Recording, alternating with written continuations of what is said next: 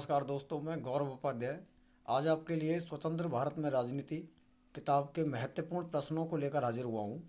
और ये सभी प्रश्न आपके महत्वपूर्ण हैं जो कि प्रीवियस एग्जामों में आए हुए हैं और आगे भी आपको हूबहू देखने को मिल सकते हैं। तो आप आंसर गैस करना, मैं सीधा क्वेश्चन और उसका आंसर आपको दिखाऊंगा, एक्सप्लेन भी करूंगा। और आपका कोई भी अगर कोई डाउट है या किसी प्रकार की कोई समस्या है तो आप मुझे कमेंट बॉक्स में बता सकते हैं। दूसरा, मैं लास्ट में आपसे बात करूंगा कि कौन से इसमें प्रश्न ऐसे हैं जो आपको सीधे एग्जाम में देखने को मिल सकते हैं। उनका विश्लेषण भी करके बताऊंगा कि ऐसा क्यों है कि वो देखने को मिल सकते हैं। तो पहला क्वेश्चन शुरू करते हैं। हिंदुस्तान को स्वतंत्रता किस तिथि और समय को प्राप्त हुई, यानी कि भारत आज़ाद कब हुआ? तो इसका राइट आंसर है 14-15 अगस्त 1947 की मध्य रात्रि को। इस मध्य रात्रि को ये जो स्वतंत्रता मिली थी, इसी दिन भारत के प्रथम प्रधानमंत्री जवाहरलाल नेहरू के द्वारा एक प्रसिद्ध भाषण दिया गया था जिसे ट्रस्ट विद डेस्टिनी के नाम से जाना जाता है। नेक्स्ट क्वेश्चन है आपका, स्वतंत्र भारत के प्रथम प्रधानमंत्री कौन थे? तो जैसा कि आप जानते हैं, पंडित जवाहरलाल नेहरू भारत के पहले प्रधानमंत्री थे। नेक्स्ट क्वेश्चन, जवाहरलाल नेहरू ने 14-15 अगस्त 1947 की रात संविधान सभा के विशेष सत्र में जो प्रसिद्ध भाषण दिया उसे किस नाम से जाना जाता है? अभी थोड़ी देर पहले ही मैं चर्चा कर रहा था आप लोगों से। इसे ट्रस्ट विद डेस्टिनी या भाग्य वधु से चिर प्रतीक्षित भेंट के नाम से जाना जाता है। जैसा कि आंसर में देख पा रहे हैं, भाग्य वधु से चिर प्रतीक्षित भेंट या trust with destiny. Next question है, जवाहरलाल नेहरू ने अपना प्रसिद्ध भाषण ट्रस्ट विद डेस्टिनी कहाँ दिया था? इसका राइट आंसर है संविधान सभा में, कॉन्स्टिट्यूएंट असेंबली के अंदर ये भाषण दिया गया था।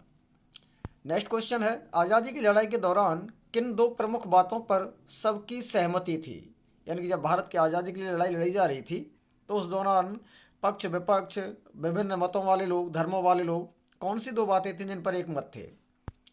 तो इसका राइट आंसर है लोकतांत्रिक सरकार द्वारा शासन, और दूसरा है सरकार द्वारा सबकी भलाई, विशेषकर गरीबों और कमज़ोर के लिए कार्य करना। ये प्रमुख बातें थी। नेक्स्ट क्वेश्चन है, स्वतंत्रता के बाद सरकार के कामकाज में किन वर्गों के कल्याण पर विशेष जोर देने की सहमति बनी थी? तो इसका राइट आंसर है गरीबों और सामाजिक रूप से कमज़ोर वर्गों के कल्याण पर विशेष सहमति सबके भीतर बनी थी। नेक्स्ट क्वेश्चन है आपका, भारत के सामने राष्ट्र निर्माण की कितनी मुख्य चुनौतियां थी? मैं इस पार्ट के कुछ क्वेश्चंस और भी हैं जो डिटेल्स से बात करेंगे, जो आपको 3 या 4 अंक के अंदर देखने को मिल सकते हैं। उनका अलग से एक वीडियो बनाऊंगा छोटा। अभी आप एमसीक्यूज़ पर ध्यान दें क्योंकि लगभग आपके 36 क्वेश्चन एमसीक्यूज़ से आने वाले हैं। तो इसका राइट आंसर है 3 चुनौतियाँ थीं। अब वो 3 चुनौतियाँ कौन कौन थी? तो पहली चुनौती थी विविधता में एकता की स्थापना, दूसरी थी लोकतंत्र को कायम करना, और तीसरी थी सभी वर्गों का समान विकास करना। डिटेल में बात करेंगे अगली स्लाइड में, जैसे ही हम नेक्स्ट वीडियो बनाएंगे तब इसके बारे में बात करेंगे। नेक्स्ट क्वेश्चन है, राष्ट्र निर्माण की पहली और तात्कालिक चुनौती क्या थी? तो अभी जैसा कि मैं बात कर रहा था, विविधताओं से भरे भारत को एकता के सूत्र में बांधना और क्षेत्रीय अखंडता हासिल करना प्रमुख चुनौती थी। नेक्स्ट क्वेश्चन है, स्वतंत्रता के समय भारतीय समाज में व्याप्त प्रमुख विविधताएं कौन कौन सी थीं? इसका राइट आंसर है अलग अलग बोलियां, संस्कृतियां और विभिन्न धर्मों के अनुयायी। जैसे ही भारत आज़ाद होने वाला था तो भारत एक महादेश है, महाद्वीप है और उपमहाद्वीप है, सॉरी। इसके जब एकीकरण की कहानी शुरू हुई कि एकीकरण किस प्रकार किया जाएगा, तो समस्त विश्व के अंदर एक ही बात थी कि भारत अब और देशों में टूट जाएगा, क्योंकि इतनी बड़ी विविधता को कैसे संभाल रखेगा, इतनी बोलियां, इतने धर्मों के लोग। तो इस सारी डाइवर्सिटी के भीतर भी भारत ने जिस प्रकार से अपने आप को एक किया, ये दुनिया में चर्चा का विषय बना रहा और जो आज भी उसकी विरासत को संभाले हुए है। नेक्स्ट क्वेश्चन है, उस समय विशेषज्ञों को भारत की एकता पर संदेह क्यों था? क्या कारण था कि विशेषज्ञ भारत की एकता पर संदेह कर रहे थे? अभी थोड़ी देर पहले मैं बात कर रहा था, भारत के विशाल आकार और अत्यधिक भाषाई व सांस्कृतिक विविधताओं के कारण विशेषज्ञों को संदेह था कि क्या भारत में ये संभव है।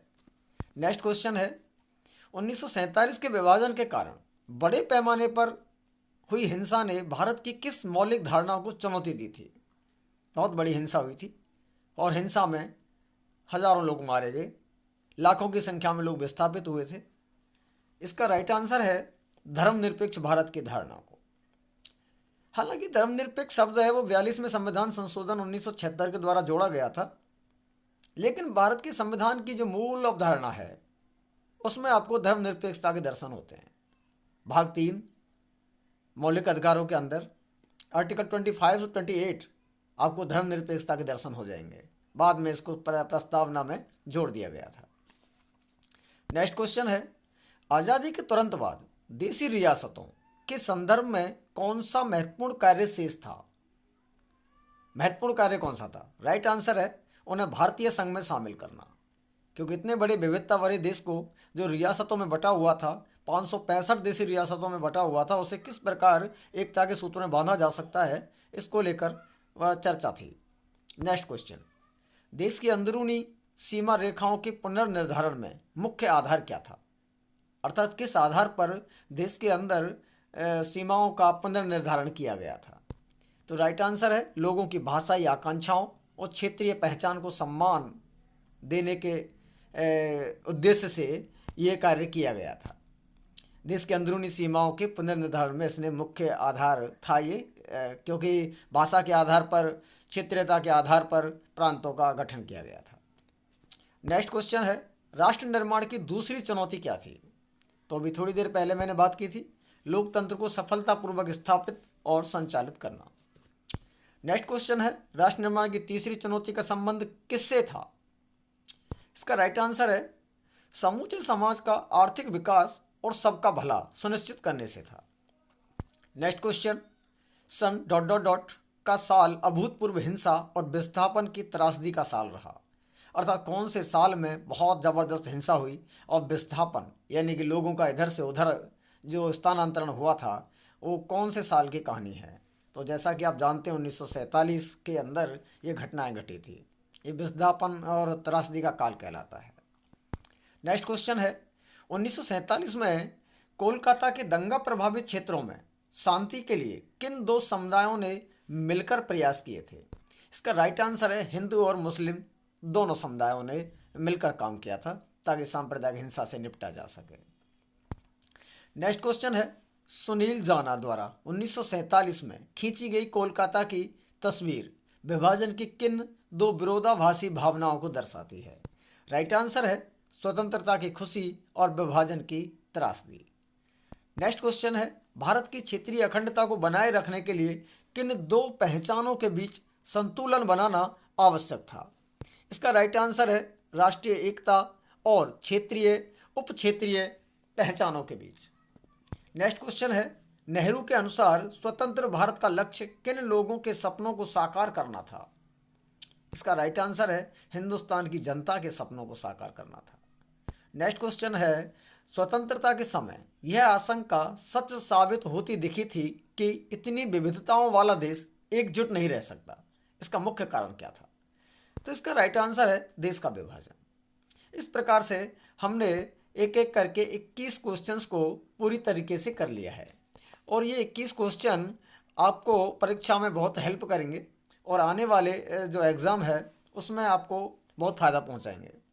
मेरा आपसे यही कहना है कि आप लगातार चैनल से जुड़े रहिए।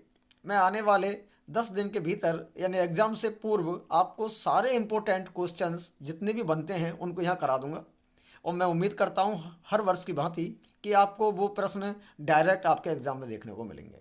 धन्यवाद, नमस्कार।